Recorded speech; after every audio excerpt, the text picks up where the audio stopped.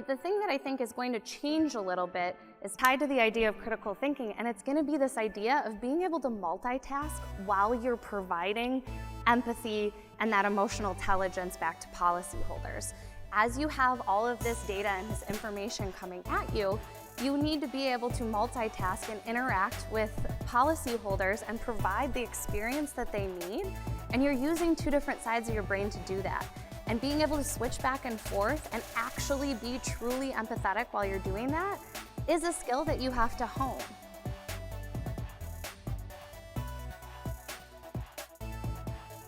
I'm going to start by asking everybody a question. Raise your hand if you do watch TikToks. Okay, so keep your hands up. Now raise your hand if you watch Facebook or Instagram Reels or YouTube Shorts, because we all know they're exactly the same thing. Okay, so that's about what I thought. But there are a couple of people that are not raising their hands. So what I'm gonna do is start with a speed lesson on what a TikTok trending sound is. And I bet you guys didn't think that you were gonna get this little lesson at an insurance conference.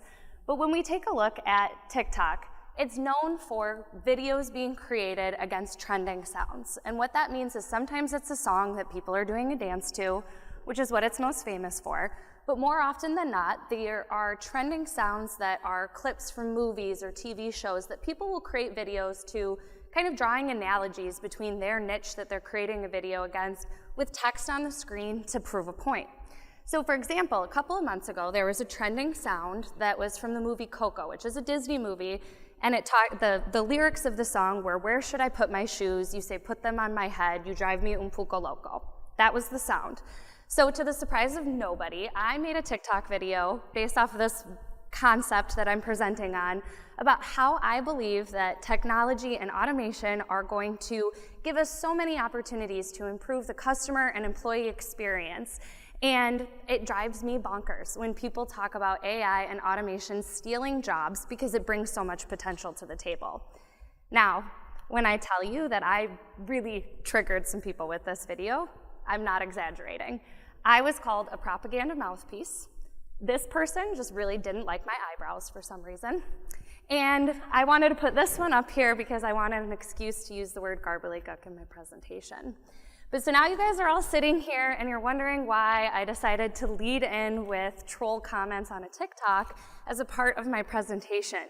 And it's really twofold. One is because when you have people come in and challenge your beliefs on the internet or through conversation, you have to get really good at defending and articulating why you believe what you believe.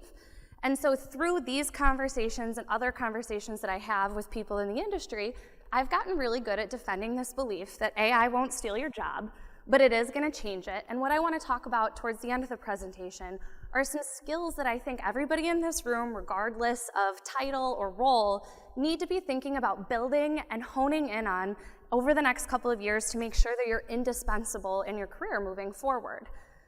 Secondfold, selfishly, I feel like having trolls in my comments gives me a little bit of credibility. So like all of you know that people actually do watch the content that I create.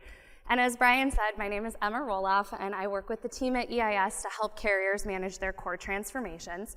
But through all of my social media, I've had the opportunity to sit down with over 200 experts in the space of emerging technology, digital transformation, change management, all within the insurance industry and beyond.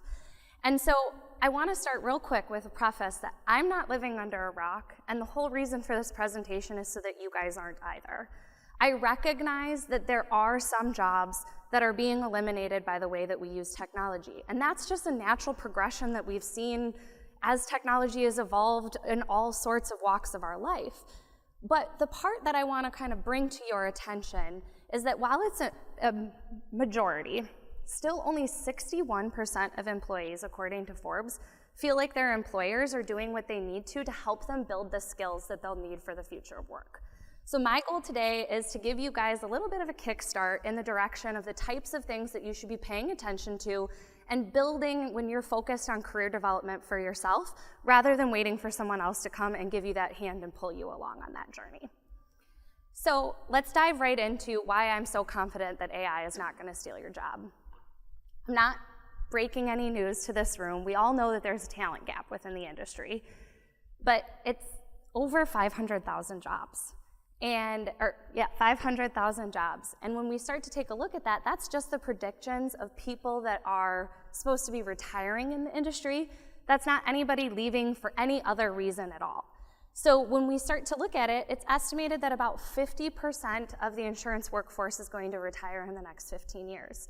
And then to add insult to injury, 8 out of 10 millennials say that they don't have a good understanding of what types of careers are available for them within the insurance industry. So not only do we have this fire hose of people that are leaving the industry, we've got this incredibly limited spigot of people that are coming in.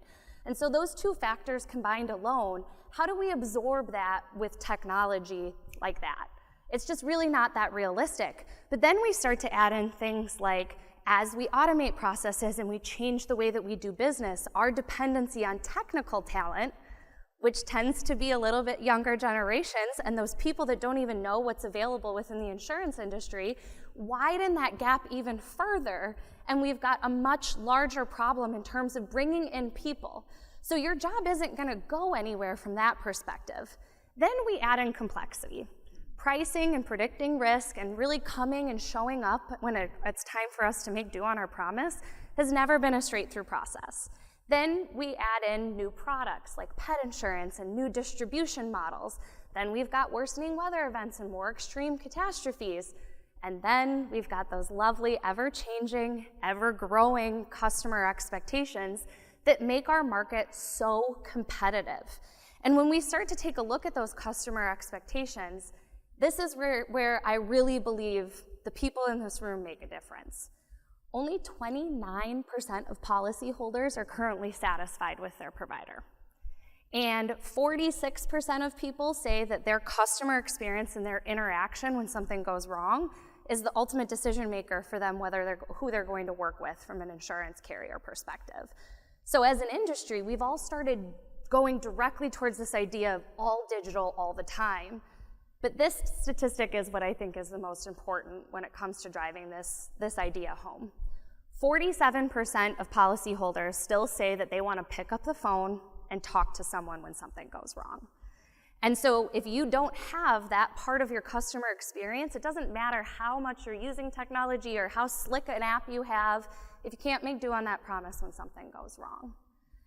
So I hope that gives you a little bit of confidence that specifically within the claim space, our jobs aren't going away, but it'd be naive to pretend that they're not gonna change.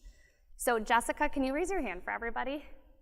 Okay, so this is my friend Jessica Hamilton, and this is her family. And they started US Adjusters, and her dad there in the middle. Jessica has the best stories about growing up within the insurance industry as her dad is an adjuster, riding along in his truck with him, and this deep-seated belief that she was raised with about how important relationships are within our industry. And I can't do justice to all of her stories, so I had her raise her hand so you guys can all go over and talk to her and hear those stories firsthand from her. But the last time I did hear her stand up on stage and talk about her dad, she talked about specifically how hesitant he was when technology came onto the scene. He didn't trust it, he wasn't sure that it could provide accurate estimates, but over the course of his career, he recognized the importance of evolving along with the industry. And by the time that he left the industry, their family had started a company that was focused on helping train adjusters to use the technology that he was so hesitant about in the first place. And so I have this idea of same job title, very different function. When her dad started in the industry, he was an adjuster. When he left the industry, he was training adjusters. It was the same title, but the function and the work that those people were doing was drastically different because of the way that technology had been introduced into the process. And that evolution is not gonna stop, and all of us need to be prepared to move along with it.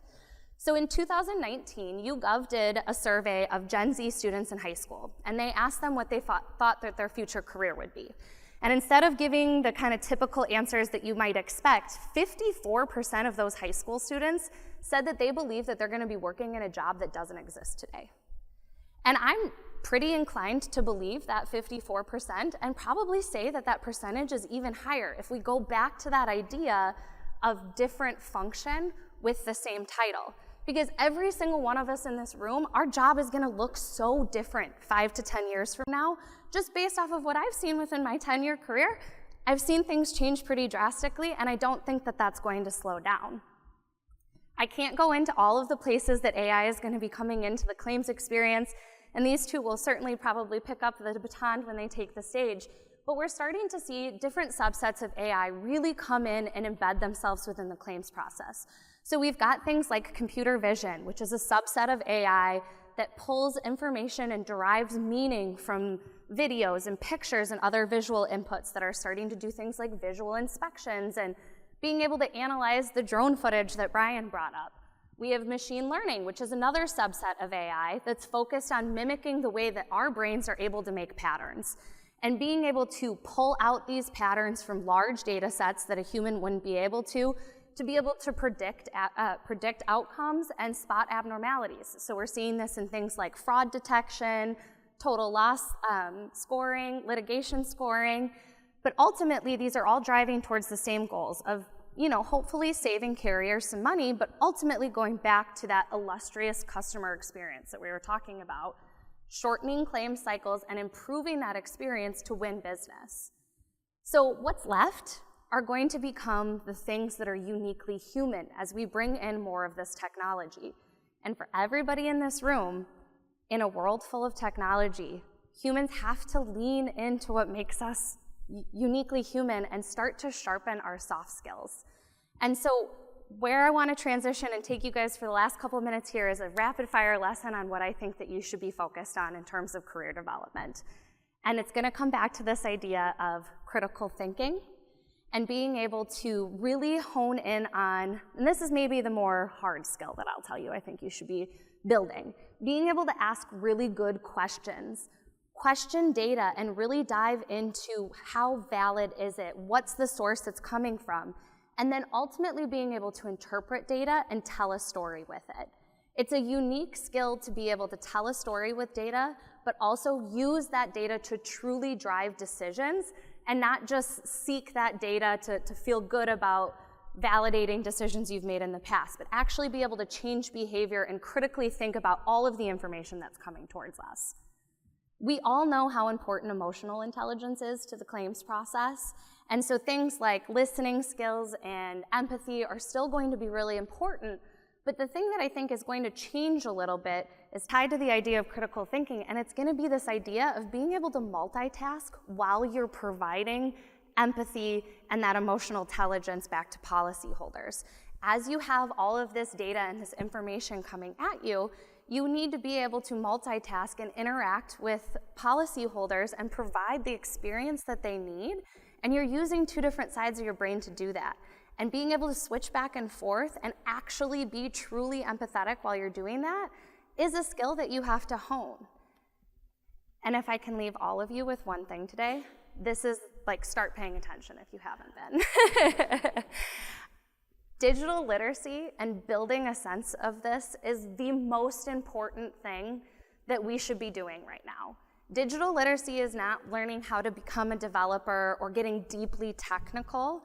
It's taking the time to build a foundational knowledge, and you guys are here today, so you're taking the right steps, but to build a foundational knowledge of what is AI, what is machine learning or natural language processing and blockchain and RPA, and how are these things being used not just in theory, but to practically drive business outcomes.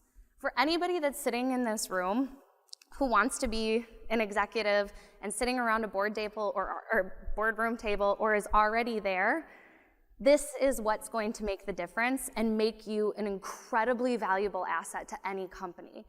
McKinsey & Company did a survey, and they found that 70% of their respondents said that having digitally savvy executives or executives with digital literacy was the single most important success factor in terms of actually executing on a digital transformation.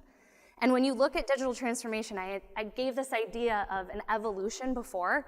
It's not stopping anytime soon. And so being able to keep pace with that and truly lead through that change is going to be what ultimately makes you an absolutely indispensable employee moving forward.